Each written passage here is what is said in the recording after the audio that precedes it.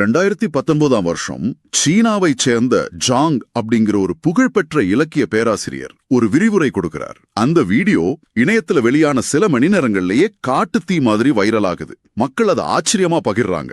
ஆனா அன்னைக்கு ராத்திரியே ஒரு விசித்திரமான விஷயம் நடக்குது. அந்த ஒட்டுமொத்த வீடியோவும் இணையத்திலிருந்து தடையுமே இல்லாம அழிக்கப்படுது. ஆமா, வெறும் அந்த வீடியோ மட்டும் நீக்கப்படல. அந்த பல்கலைக்கழகத்தோட அதிகாரப்பூர்வ பக்கங்கள் முடக்கப்பட்டுச்சு. அதை மொழிபெயர்த்த பல சர்வதேச தளங்களும் அப்படியே காணாம போச்சு. பேராசிரியர் ஜாங் அதன் பிறகு பொதுவா விரிவுரை கொடுக்கறதையே முற்றிலுமா நிறுத்திட்டார். இது ஒரு சாதாரண இலக்கிய பேராசிரியர் பேசின வார்த்தைகள் தானே. அதுக்கு அரசாங்கங்களும் அதிகார அமைப்புகளும் இவ்வளவு பதட்டப்படுதுன்னா அவர் தொட்ட அந்த ரகசியம் எவ்வளவு ஆபத்தானதா இருந்திருக்கணும். அது ஒரு மிகப்பெரிய கேள்விக்குறிதான். இதுதான் நாம இன்னைக்கு உடைக்க போற மிகப்பெரிய புதிர். அப்படி என்ன மாபெரும் ரகசியத்தை அவர் சொல்லிட்டார்? இந்த ஆழமான அலசலுக்கு உங்களை வரவேற்கிறேன். பல வரலாற்று ஆவணங்கள், மறைக்கப்பட்ட தரவுகளை ஒன்னு சேர்த்து அதுல ஒளிஞ்சிருக்கிற உண்மைகளை உங்களுக்காக பிரிச்சு மேயறதுதான் நம்ம நோக்கம். கண்டிப்பா. ஆனா இந்த சீன பேராசிரியரோட ரகசியத்தை புரிஞ்சுக்கணும்னா நாம நேரா 2019 இருந்து 1945 வருஷம் எகிப்துல நடந்த ஒரு சம்பவத்துக்கு போகணும். 1945 எகிப்துக்கா? சரி, அங்க போறதுக்கு முன்னாடி ஒரு சின்ன விஷயத்தை இங்க தெளிவுபடுத்திக்கிறேன். இன்னைக்கு நாம பேச போற விஷயங்கள் பாத்தீங்கன்னா பல மத நம்பிக்கைகள், தத்துவங்கள், அரசியல் முரண்பாடுகளை தொட போகுது. ரொம்ப சென்சிட்டிவான டாபிக்ஸ். ஆமா, அதனால நாம எந்த ஒரு மதத்தையோ அரசியல் தரப்பையும் ஆதரிக்கவோ எதிர்க்கவோ இல்ல. நமக்கு கிடைச்சிருக்கிற வரலாற்று ஆதாரங்கள் என்ன சொல்லுதுங்கிறத மட்டும்தான் ஒரு நடுநிலையான பார்வையில நம்ம அலச போறோம். சரி, 1945 எகிப்துல அப்படி என்ன நடந்துச்சு? எகிப்துல இருக்கிற நாக் ஹம்மாடி அப்படிங்கிற ஒரு சின்ன கிராமம் அது. அங்க ஒரு சாதாரண விவசாயி தன்னோட விளைநிலத்துக்காக உரம் தேடி தோண்டிட்டு இருக்காரு. திடீர்னு அவரோட மண்வெட்டி ஒரு கடினமான பொருள் மேல படுது. ஓ, ஏதாவது புதையலா? அவர் அப்படிதான் நினைச்சார். மண்ணை விலக்கி பார்த்தா அங்க ஒரு பெரிய பழமையான களிமண் ஜாடி இருக்கு. ஆனா எகிப்திய நாட்டுப்புற கதைகள்ல இது போல மூடி வைக்கப்பட்ட ஜாடிகள்ல ஜின் எனப்படும் தீய சக்திகள் அடைக்கப்பட்டிருக்குன்னு ஒரு ஆழமான நம்பிக்கை உண்டு.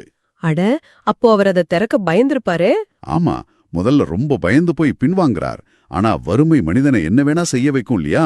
உள்ளே ஒருவேளை தங்கம் இருக்குமோங்கிற ஆசையில அந்த ஜாடியை உடைக்கிறார். உள்ள நிஜமாவே தங்கம் இருந்துச்சா? பொருள் ரீதியான தங்கம் இல்ல, ஆனா ஒட்டுமொத்த மனித வரலாற்றையே மாற்றி எழுதக்கூடிய அளவுக்கு சுமார் 1600 ஆண்டுகள் பழமையான 13 தோள் கட்டப்பட்ட புத்தகங்கள் உள்ளே இருந்துச்சு. 1600 வருஷமா? ஆமா, அவை காப்டிக் மொழியில எழுதப்பட்டிருந்த ரகசிய புத்தகங்கள். கிபி 4ஆம் நூற்றாண்டுல கத்தோலிக்க திருச்சபையால் அதிகாரப்பூர்வமா எரித்து அழிக்க உத்தரவிடப்பட்டு யாருக்கும் தெரியாம சில துறவிகளால் மண்ணுக்குள்ள மறைச்சு வைக்கப்பட்ட விஷயங்கள் அவை. அதத்தான் நாக் ஹம்மாடி சுருள்கள் அப்படின்னு வரலாற்று அறிஞர்கள் சொல்றாங்க. அப்போ அழிக்கப்பட வேண்டிய அளவுக்கு அந்த புத்தகங்கள்ல அப்படி என்ன ஆபத்தான தகவல் இருந்துச்சு? ஏன் அதை எரிக்கணும்? அதை புரிஞ்சுக்கணும்னா இந்த புத்தகங்கள் எழுதப்பட்ட காலத்துக்கு, அதாவது கிபி 30ஆம் ஆண்டின் ரோமானிய பேரரசுக்கு நம்ம போகணும். அந்த காலகட்டத்துல ரோமானியர்களோட ஆட்சி முறை எப்படி இயங்குச்சுன்னு நீங்க கவனிக்கணும். அவங்க கிட்ட பெரிய ராணுவம் இருந்துச்சு, அதை வச்சு மக்களை அடக்குனாங்க, சரியா? ராணுவம் இருந்துச்சுதான், ஆனா லட்சக்கணக்கான மக்களை வெறும் ஆயுதங்களால மட்டுமே அடக்கி ஆள முடியாது. அதனால அவங்க 2 உளவியல் ஆயுதங்களை ரொம்ப நுட்பமா பயன்படுத்தினாங்க. ஒன்னு பயம், இன்னொன்னு சலுகைகள். கொஞ்சம் விளக்கமா சொல்ல முடியுமா? பயம்னா ராணுவத்தை காட்டி மிரட்டுறதா? அதை விட கொடூரமானது. ரோமானியர்கள் பயன்படுத்தின அந்த பயத்தின் உச்சக்கட்டம் தான் சிலுவையில் அறையப்படுதல். நிறைய பேர் நினைச்சிட்டு இருக்காங்க சிலுவையில அறையப்படும் போது ரத்தம் சிந்தி இறந்து போவாங்கன்னு. நான் கூட அப்படிதான் நினைச்சிட்டு இருந்தேன். இல்ல, உயிரியல் ரீதியா அது உண்மை அல்ல. அது ஒரு கொடூரமான மூச்சு திணறல் மரணம். ஒரு மனிதனோட கைகள்ல ஆணி அடிச்சு தொங்க விடும்போது அவரோட முழு உடல் எடையும் மார்பு கூட்ட கீழ்நோக்கி இழுக்கும். அட கடவுளே! அவரால காத்த உள்ள இழுக்க முடியும், ஆனா வெளியே விட முடியாது. மூச்சு விடணும்னா கால்ல அடிச்சிருக்கிற ஆணில தம் முழு பலத்தையும் கொடுத்து உடலை மேல தூக்கணும். இப்படி ஒவ்வொரு முறை மூச்சு விடுறதுக்கும் நரக வேதனை அனுபவிச்சு கடைசியில சக்தி இழந்து மூச்சு திணறி சாகிறது தான் அந்த தண்டனை. இது கேட்கவே ரொம்ப கொடூரமா இருக்கே. ஆமா, இத ரோமானியர்கள் நெடுஞ்சாலைகள்ல வரிசையா செஞ்சு வைப்பாங்க. கடந்து போற ஒவ்வொரு மனிதனும் அந்த அலறலை கேட்டு பயப்படணும். இது ஆயுதம். 2வது ஆயுதம், தங்களுக்கு விசுவாசமா இருக்கிறவங்களுக்கு பணம், நிலம்னு கொடுத்து சலுகைகள் மூலமா ஒரு விதமான வலையில விழ வைக்கிறது. ஒரு நிமிஷம், நீங்க சொல்றத பார்த்தா ரோமானியர்கள் மக்களை முழுமையா ஒரு மாயைக்குள்ள வச்சிருந்திருக்காங்க. ஆனா இதற்கும் இயேசுவோட வருகைக்கும் என்ன சம்பந்தம்? அவர் அன்பையும் கருணையையும் தானே போதித்தார். அங்கதான் வரலாற்றுல ஒரு மிகப்பெரிய திருப்புமுனை நடக்குது. இயேசு கலிலேயாவுல வாழ்ந்தவர். அங்க கிரீக்க தத்துவம், புத்த மதம், எகிப்தியர் ரகசியங்கள்னு பல உலகளாவிய சிந்தனைகள் புழக்கத்துல இருந்துச்சு. ஓ, பல கலாச்சாரங்கள் கலந்த இடம் அது. ஆமா, இயேசு ரோமானியர்களோட இந்த 2 முக்கிய ஆயுதங்களையும் அடிச்சு நொறுக்கிற ஒரு ஆழமான தத்துவத்தை மக்களுக்கு போதித்தார். உன் ஆன்மாவை யாராலும் அழிக்க முடியாது, அதனால் உடலை அழிப்பவர்களை பார்த்து பயப்படாதே என்றார். அப்போ மரண பயத்தை உடைக்கிறார். சரியா சொன்னீங்க. அதே போல பொருள் மீதான ஆசை உன்னை அதிகாரத்துக்கு அடிமையாக்கும் என்றார். இப்ப நீங்க ஒரு சாதாரண ரோமானிய அதிகாரி நிலையிலிருந்து யோசிச்சு பாருங்க. சரி. உங்க முன்னாடி ஒரு கூட்டம் இருக்கு. அவங்களுக்கு சிலுவைய காட்டினா மரண பயம் இல்ல, தங்கத்தை காட்டினா ஆசை இல்ல. இவங்களை நீங்க எப்படி கட்டுப்படுத்துவீங்க? அட, இத நான் இப்படி யோசிச்சதே இல்ல. இது எனக்கு எதை ஞாபகப்படுத்துதுன்னா, ஹாலிவுட் படம் தி மேட்ரிக்ஸ் பார்த்திருப்பீங்க இல்லையா? கண்டிப்பா. அதுல வர்ற அந்த கம்ப்யூட்டர் உலகம்தான் நிஜம்னு நீங்க நம்புற வரைக்கும் அது உங்களை கட்டுப்படுத்தும். ஆனா அது வெறும் மாயதானோ நீங்க உணர்ந்த நிமிஷத்துல அந்த சிஸ்டத்துக்கு உங்க மேல எந்த அதிகாரமும் இல்ல. இயேசு மக்களுக்கு போதிச்சதும் கிட்டத்தட்ட ஒரு ஆன்மீக ரீதியான மேட்ரிக்ஸ் பிரேக்கிங் மாதிரி தான் இருக்கு. அந்த ஒப்பீடு ரொம்ப கச்சிதமா பொருந்துது. ஏன்னா ரோமானியர்கள் அவரை ஒரு புதிய மதத்தை உருவாக்குறவரா பார்க்கல, தங்களோட அதிகார கட்டமைப்பையே ஆட்டம் காண வைக்கிற ஒரு அரசியல் கிளர்ச்சியாளராகவே பார்த்தாங்க. ஓ, அதனாலதான் சிலுவையில அறையப்பட்டா? ஆமாம், ரோமானிய சட்டப்படி சிலுவை மரணம் சாதாரண குற்றவாளிகளுக்கானது அல்ல, அது அரசுக்கு எதிராக கிளர்ச்சி செய்பவர்களுக்கானது. ஆனா இயேசுவை அழிச்சதால அந்த தத்துவத்தை அவங்களால அழிக்க முடியலையே. அந்த போதனைகள் வேகமா பரவ ஆரம்பிச்சது இல்லையா? அதுதான் ரோமானியர்களுக்கு வந்த அடுத்த பெரிய தலைவலி. இயேசுவோட மறைவுக்கு பிறகு அவரோட சகோதரர் ஜேம்ஸ் தலைமையில அந்த இயக்கம் ரொம்ப வேகமா வளரத் தொடங்குச்சு. அவங்க யாருமே புதிய மதத்தை உருவாக்க நினைக்கல. உன்னை நீயே மாற்றிக்கொள், உனக்கான இறைத்தன்மையை உனக்குள்ளேயே தேடு என்பதுதான் மைய போதனை. அப்போ நிறுவனமாக்கப்பட்ட மதம் கிடையாது. இல்ல பார்த்து பயந்து போன ரோமானிய சக்திகள் ஒரு தந்திரம் பண்ணாங்க. அந்த புதிய சித்தாந்தத்தை வெளியிலிருந்து அழிக்க முடியாதுன்னு தெரிஞ்சதும் அதை உள்ளிருந்தே எப்படி உருமாற்றுவதுன்னு முடிவு செஞ்சாங்க. இது கேட்க எப்படி இருக்குன்னா, ஒரு பெரிய கார்ப்பரேட் கம்பெனி தனக்கு சவாலா வளர்கிற ஒரு சின்ன ஸ்டார்ட் அப் கம்பெனி அழிக்க முடியாம அதை அப்படியே மொத்தமா விலைக்கு வாங்கி அதோட நோக்கத்தையே மாத்துற மாதிரி இருக்கு. 100க்கு 100 உண்மை. கார்ப்பரேட் கம்பெனி பணத்தை மட்டும்தான் திருடும், ஆனா அதிகார வர்க்கம் மக்களோட சிந்தனையே திருதிருச்சு. கிபி 50ஆம் ஆண்டு வாக்குல பவுல் என்பவர் வராரு. வரலாற்று ரீதியா பாத்தீங்கன்னா இவர் இயேசுவை நேரில் பார்த்ததே இல்லை. ஓ, நேர்ல பார்த்தது இல்லையா? ஆமா, ஆரம்பத்துல இவர் ரோமானிய குடிமகனாக இருந்து இயேசுவின் சீடர்களை தேடி தேடி துன்புறுத்தியவர். ஆனா திடீர்னு தனக்கு ஒரு தரிசனம் கிடைச்சதா சொல்லிட்டு முற்றிலும் ஒரு புதிய சிந்தனைய பரப்ப ஆரம்பிக்கிறார். ஜேம்ஸ் போதித்த உன்னை நீயே தேடி அறிந்து கொள் என்ற கடினமான தத்துவத்தை ஓரங்கட்டிட்டு நீ எதுவும் செய்ய வேண்டா, நம்பிக்கை வைத்தால் மட்டும் போதும்னு ரொம்ப எளிமையாக்கினார். அப்போ சுயமாக கேள்விகள் கேட்கறத விட யாரோ சொல்வதை கண்மூடித்தனமாக நம்புவது மக்களுக்கு எளிதாக இருந்துச்சு. ஆமா, இதோட உச்சகட்டம், அதாவது நீங்க சொன்ன அந்த கார்ப்பரேட் டேக் ஓவர் முழுமையடைந்தது கிபி 325 கூட்டப்பட்ட கவுன்சில் ஆஃப் நைசியா அப்படிங்கிற மாநாட்டுல தான். அது என்ன மாநாடு? கான்ஸ்டன்டைன் மன்னர் 300க்கும் மேற்பட்ட பிஷப்களை ஒரு அறையில கூட்டி விவாதிக்கிறார். இதுல ரொம்ப அதிர்ச்சியான உண்மை என்னன்னா, ஒரு தெய்வீகமான விஷயங்களை அவங்க எப்படி முடிவு செஞ்சாங்க தெரியுமா? இயேசு கடவுளா இல்லையா, எந்த புத்தகங்களை பைபிள்ல அதிகாரப்பூர்வமா வைப்பதுன்னு கைய தூக்கி வாக்களித்து முடிவெடுத்தாங்க. ஒரு நிமிஷம், என்னது ஓட்டு போட்டாங்களா? ஒரு மதத்தோட ஆணிவேரான நம்பிக்கைய ஆழமான தத்துவமாக பார்க்காமல் வெறும் பார்லிமெண்ட்ல சட்டம் கொண்டு வர்ற மாதிரி அரசியல்வாதிகளும் அதிகாரிகளும் ஓட்டு போட்டு தீர்மானித்தார்கள் என்றால் மக்கள் இதை எப்படி கேள்வி கேட்காம அப்படியே ஏற்றுக்கொண்டார்கள்? ஏன்னா ரோமானியர்கள் அங்க ரொம்ப சாமர்த்தியமா ஒரு அரசியல் காய் நகர்த்தல செஞ்சாங்க. இயேசுவை கொன்றது ரோமானியர்கள் தான் என்ற உண்மையை மறைத்து அந்த பழிய ஒட்டுமொத்தமாக யூதர்கள் மீது திருப்பி விட்டார்கள். டிவைட் அண்ட் ரூல், மக்களை பிரிச்சு ஆள்றது. ஆமா, மக்களை ஒரு பொதுமான எதிரிக்கு எதிராக திருப்பி விடுவது என்பது காலங்காலமாக நடக்கும் ஒரு அரசியல் தந்திரம் தானே. தங்களுக்கு எதிராக உள்ள மனிதனை சுயமாக சிந்திக்கத் தூண்டும் அனைத்து பழமையான சுருள்களையும் புத்தகங்களையும் எரித்து அழிக்க உத்தரவிட்டார்கள். அப்போ அப்படி அழிக்கப்பட்டதாக அவர்கள் நினைத்து பல 100 ஆண்டுகள் கழித்து அந்த விவசாயிக்கு கிடைத்த புத்தகங்கள் தான் இந்த நாக் ஹமாடி சுருள்கள். சரியா சொன்னீங்க. அப்போ அந்த புத்தகங்கள்ல குறிப்பா அந்த ஜாடியில கிடைச்ச விஷயங்கள்ல அப்படி என்ன மாற்று உண்மைகள் இருக்கு? அதுல மிக முக்கியமானது தாமஸ் நற்செய்தி, அதாவது காஸ்பல் ஆஃப் தாமஸ். நாம இன்னைக்கு பார்க்கிற சாதாரண பைபிள்ல இருக்கிற மாதிரி இதுல இயேசுவோட பிறப்பு கதைகளோ அற்புதங்களோ உயிர்த்தெழுதல் கதைகளோ எதுவுமே இல்ல. அப்போ என்னதான் இருக்கு அதுல? இதுல வெறும் 114 கூற்றுகள் மட்டுமே இருக்கு. இது எல்லாமே ரொம்ப ஆழமான தத்துவங்கள். உதாரணத்துக்கு அதில் உள்ள 3வது கூற்ற பாருங்க. தேவாலயங்கள் உன்னிடம் ஸ்வர்க்கம் வானில் இருக்கிறது என்றால் பறவைகள் உனக்கு முன் அங்கு சென்றுவிடும் என்று சொல்லிட்டு, ஸ்வர்க்கம் என்பது உங்களுக்குள்ளேயும் இருக்கிறது வெளியேயும் இருக்கிறது அப்படின்னு சொல்லுது. வாவ்! அப்போ கடவுளையோ முக்தியோ தேடி எந்த ஒரு தேவாலயத்துக்கோ மதகுருவிடமோ போக வேண்டாம், அந்த சக்தி உங்களுக்குள்ளேயே இருக்குன்னு ரொம்ப தெளிவா சொல்றாங்க. கண்டிப்பா. அதே போல 39வது கூற்று இன்னும் ஆச்சரியமானது. அறிவைத் தேடுவதில் பாம்பைப் போல விவேகமாக இருங்கள் என்று சொல்கிறது.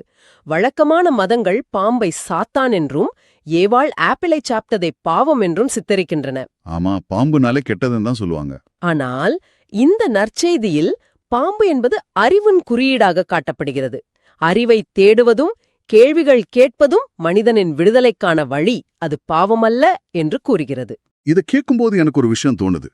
இது ஒரு ஓப்பன் சோர்ஸ் சாஃப்ட்வேர் சிஸ்டத்துக்கும் ஒரு கார்ப்பரேட் நிறுவனத்தோட க்ளோஸ்டு சாஃப்ட்வேருக்கும் உள்ள வித்தியாசம் போல இருக்கு. ஓப்பன் சோர்ஸ்ல யார் வேணா உள்ள போய் பார்க்கலாம், பயன்படுத்தலாம். ஆமா, சரியா சொன்னீங்க. அது போலத்தான் தாமஸ் நற்செய்தி சொல்லும் தத்துவமும். நீங்களே இறைத்தன்மையை நேரடியாக உணர முடியும். ஆனா நிர்வாணமாக்கப்பட்ட மதம் என்ன சொல்லுது? எங்களுக்கு மட்டுமே அந்த அதிகாரம் இருக்குன்னு ஒரு பாஸ்வேர்டு போட்டு மூடி வச்சிடுது. ஒருவேளை மனிதர்கள் நேரடியாக தொடர்பு கொள்ள முடியும் என்றால் இடையிலே இந்த நிறுவனங்களும் அதிகார மையங்களும் எதற்கு? அவங்களோட தேவையே இல்லாம போயிடும்ல. அந்த அதிகார இழப்பத்தான் அவங்க பயந்தாங்க. தாமஸ் நற்செய்தியில இருக்கிற 13வது கூற்று அதத்தான் எந்த ஒளிவு மறைவும் இல்லாம உடைக்குது. தாமஸ் ஒரு முறை இயேசுவிடம் வந்து அவரை மாஸ்டர் என்று அழைக்கும் பொழுது இயேசு அவரை தடுத்து, என்னை மாஸ்டர் என்று அழைக்க வேண்டாம், நானும் நீயும் ஒரே ஞான ஊற்றிலிருந்துதான் நீர் அருந்திருக்கிறோன்னு சொல்றாரு. தன்னை வழிபட வேண்டாம்னு சொல்றாரா? ஆமா, தன்னைப் போலவே ஒவ்வொரு மனிதனும் அந்த உயர்ந்த ஞானத்தை அடைய முடியும் என்கிறார். ஒரு தலைவன் தன்னை தலைவன்னு கூப்பிடக்கூடாதுன்னு சொல்றது அதிகார வர்க்கத்துக்கு எவ்வளோ பெரிய ஆபத்துன்னு யோசிச்சு பாருங்க. அதனாலதான் இந்த புத்தகங்களை எல்லாம் கொளுத்தி தங்களுக்கு வசதியான ஒரு மாற்று வரலாற்றை அவங்க எழுதுனாங்க. சரி, இப்போ நீங்க வரலாற்று ஆவணங்கள், அதாவது நாக் ஹம்மாடி சுருள்களை வச்சு இதை சொல்றீங்க. ஆனா இதை தாண்டி வேற ஏதாவது அறிவியல் பூர்வமான ஆதாரங்கள் இருக்கா? ஆமா, இதற்காக தன் வாழ்நாளின் சுமார் 60 வருஷங்களை செலவழித்த ஆராய்ச்சி செஞ்சவர் ஜார்டன் மேக்ஸ்வெல். அவர் வெறும் பழைய காகிதங்களை மட்டும் நம்பல, வானியல், கணிதம் மற்றும் மொழியியல் ஆதாரங்களை ஒப்பிட்டு பார்த்தார். என்னது, வானியலா? ஆமா, நாம இன்னைக்கு பின்பற்றும் பல மதச் சடங்குகள் பண்டைய எகிப்து மற்றும் பாபிலோனிய சூரிய வழிபாட்டின் மறுவடிவம்தான் என்பதற்கான பல ஆணித்தரமான ஆதாரங்களை அவர் முன்வைக்கிறார். சூரிய வழிபாடா? அதுக்கும் இதுக்கும் என்ன சம்பந்தம்? கொஞ்சம் விரிவா சொல்லுங்க. புதுசா ஒரு சித்தாந்தத்தை மக்கள் ஏத்துக்கணும்னா அவங்களுக்கு ஏற்கனவே பழக்கப்பட்ட நம்பிக்கைகளை அதுல கலக்கறதுதான் ரொம்ப சுலபமான வழி. உதாரணத்துக்கு, இயேசு பிறந்த நாளாக நாம் கொண்டாடும் டிசம்பர் 25 எடுத்துக்குவோம். கிறிஸ்மஸ், அதுல என்ன இருக்கு? வானியல் ரீதியா பாத்தீங்கன்னா டிசம்பர் 21 அல்லது 22ஆம் தேதி குளிர்கால சங்கராந்தி நடக்கும். அப்போ சூரியன் தன் தெற்கு நோக்கிய பயணத்தை நிறுத்தி வானத்தில் 3 நாட்கள் ஒரே இடத்தில் உறைந்தது போல தோன்றும். பிறகு டிசம்பர் 25இல் சூரியன் மீண்டும் வடக்கு நோக்கி நகரத் தொடங்கும். அதாவது பகல் நேரம் நீளத் தொடங்கும். கரெக்ட். இதத்தான் பண்டைய எகிப்தியர்கள் சூரியன் 3 நாட்கள் மரித்து மீண்டும் உயிர்த்தெழுகிறான் என்று ஆயிரக்கணக்கான ஆண்டுகளா கொண்டாடினாங்க. இதே வானியல் நிகழ்வுதான் இயேசுவின் உயிர்த்தெழுதல் மற்றும் பிறப்பு கதையாக உருமாற்றப்பட்டிருக்கிறது என்கிறார் ஜார்டன் மேக்ஸ்வெல். ஒரு நிமிஷம், அப்போ டிசம்பர் 25 சூரியனை குறிக்குதுன்னா பைபிள்ல வர்ற அந்த 12 சீடர்கள் அவங்களும் உண்மையான மனிதர்கள் இல்லையா? அது வானியலோட தொடர்புடையதா? சரியா புடிச்சீங்க. அந்த 12 சீடர்கள் என்பது வானியலில் உள்ள 12 ராசிகளை குறிக்கிறது. சூரியன் எப்போதும் அந்த 12 ராசிகளை சுற்றியே பயணிக்கும். அது மட்டும் இல்லாம பிரபஞ்ச யுகங்களின் மாற்றத்தையும் இது குறிக்குது. பிரபஞ்ச யுகங்களா? ஆமாம், கிமு 4000 காலகட்டத்துல பூமி காளை யுகத்துல இருந்தது. அதனால அப்போது காளை வழிபாடு பரவலாக இருந்தது. கிமு 2000ல அது செம்மறியாடு யுகமாக மாறியது. அதனால் பழைய ஏற்பாட்டில் ஆட்டுக்குட்டியை பலி கொடுக்கும் பழக்கம் வலியுறுத்தப்பட்டது. கிபி 1ஆம் நூற்றாண்டுல அது மீன் யுகமாக மாறியது. ரொம்ப ஆச்சரியமான விஷயம் என்னவென்றால், ஆரம்பகால கிறிஸ்துவத்தின் அதிகாரப்பூர்வ குறியீடு சிலுவை அல்ல, மீன்தான். இதையெல்லாம் கேட்கும்போது எனக்கு அப்படியே தலை சுத்துது. இவ்வளவு விஷயங்கள் நம்மை சுத்தி நடந்திருக்கு. நாம் சாதாரணமா தினமும் பயன்படுத்தும் வார்த்தைகளுக்கு பின்னாடி கூட இப்படி பண்டைய ரகசியங்கள் மறைஞ்சிருக்க வாய்ப்பு இருக்கா? வார்த்தைகளின் ஆழமான வேர்களை தேடினால் அது இன்னும் பல உண்மைகளை உடைக்கும். உலகெங்கும் பல மதங்களில் பிரார்த்தனையின் முடிவில் சொல்லப்படும் ஆமேன் என்ற வார்த்தை எகிப்திய சூரிய கடவுளான அமுன்ராவை குறிக்கும் உச்சரிப்பு. அட, ஆமேன் எகிப்திய வார்த்தையா? ஆமாம். அதேபோல ஈஸ்டர் என்பது பாபிலோனிய பெண் கடவுளான இஷ்டாரை குறிக்கிறது. இஷ்டார் என்பது வசந்த காலம் மற்றும் கருவுறுதலுக்கான கடவுள். அதனாலதான் ஈஸ்டர் பண்டிகையில் முட்டை, முயல்குட்டி போன்ற குறியீடுகள் அங்கே உள்ளன. அவற்றுக்கும் இயேசுவுக்கும் எந்த சம்பந்தமும் இல்லை. ரொம்ப ஆச்சரியமா இருக்கு. அது மட்டும் இல்ல, சர்ச் என்ற வார்த்தை கிரீக்க சொல்லான கிரியாகான்லிருந்து வருகிறது. இதன் உண்மையான அர்த்தம் நிலச்சுவாந்தாரரின் வீடு. வாட்டிகன் என்ற சொல்லுக்கு லத்தீன் மொழியில் பாதாள உலகின் கடவுள் என்ற அர்த்தம்.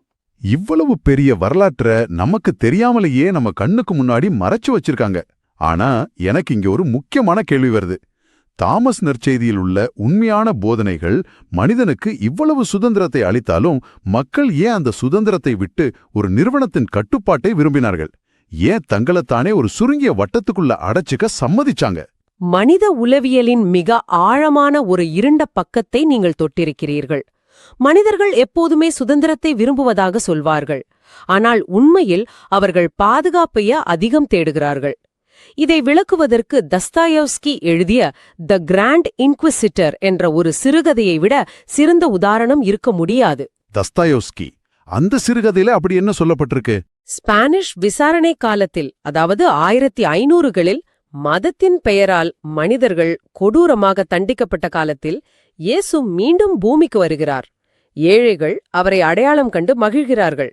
ஆனால் இதை அறியும் திருச்சபையின் தலைமை அதிகாரி, அதாவது அந்த கிராண்ட் இன்க்விசிட்டர், இயேசுவை உடனடியாக கைது செய்து சிறையில் அடைக்க உத்தரவிடுகிறார். இது ரொம்ப முரண்பாடா இருக்கே. யாருடைய பெயரால் அந்த அதிகாரம் இயங்குகிறதோ அவரையுமே சிறையில் அடைக்கிறாரா? ஏன்? சிறையில் அடைப்பது மட்டுமல்ல, அன்றிரவு சிறையில் இயேசுவை சந்திக்கப் போகும் அந்த முதிய அதிகாரி ஒரு தத்துவார்த்தமான வாதத்தை முன்வைக்கிறார். நாங்கள் உன்னை நாளை காலையில் உயிரோடு எரிக்கப் போகிறோம் என்று கூறுகிறார். அதற்கு அவர் சொல்லும் காரணம்தான் மிக முக்கியமானது. நீ மனிதர்களுக்கு சுதந்திரம் என்ற மிகப்பெரிய தாங்க முடியாத சுமையை கொடுத்தாய். என்ன செய்வது, எதை நம்புவது என்று சொந்தமாக சிந்திப்பது மனிதர்களுக்கு பெரும் குழப்பத்தையும் பயத்தையும் அளிக்கிறது. சுதந்திரம் என்பது அவர்களுக்கு தாங்க முடியாத ஒரு சுமை என்கிறார். அவர் சொல்றதும் ஒரு வகையில நடைமுறை உண்மையா இருக்கே. சிந்திக்கிறது பலருக்கும் கஷ்டமான விஷயம்தான். அந்த அதிகாரி தொடர்ந்து சொல்றார், அதனாலதான் நாங்கள் அந்த சுதந்திரத்தின் சுமையை அவர்களிடமிருந்து பறித்து கொண்டோம். அவர்களுக்கு விதிகளையும் நம்புவதற்கு மாயாஜால அற்புதங்களையும் கேள்வி கேட்காமல் பின்பற்றுவதற்கு எங்களைப் போன்ற அதிகாரம் செலுத்துபவர்களையும் கொடுத்தோம்.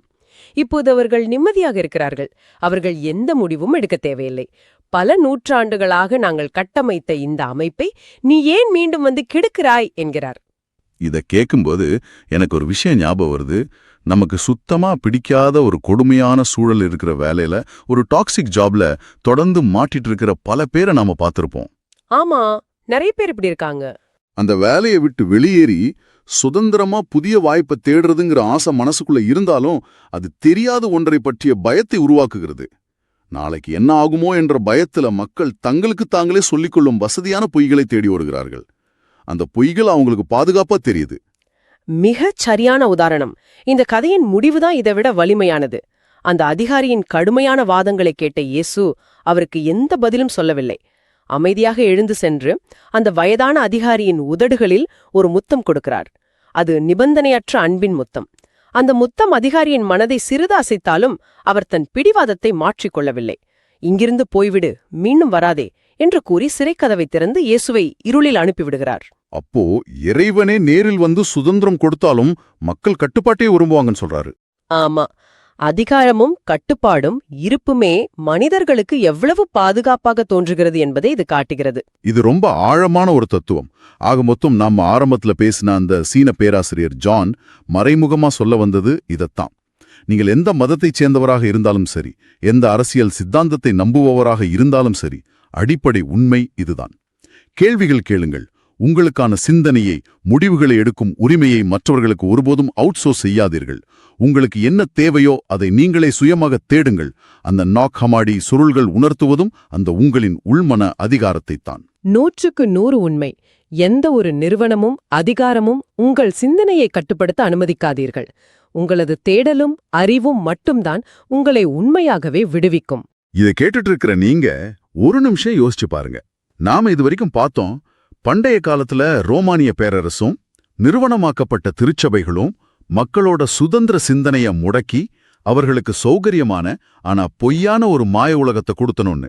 இன்று நமது கைகளில் இருக்கும் ஸ்மார்ட் போன்களும் சோஷியல் மீடியா அல்காரிதம்களும் அதே வேலையை தானே மிக நுட்பமா செஞ்சிட்டு இருக்கு.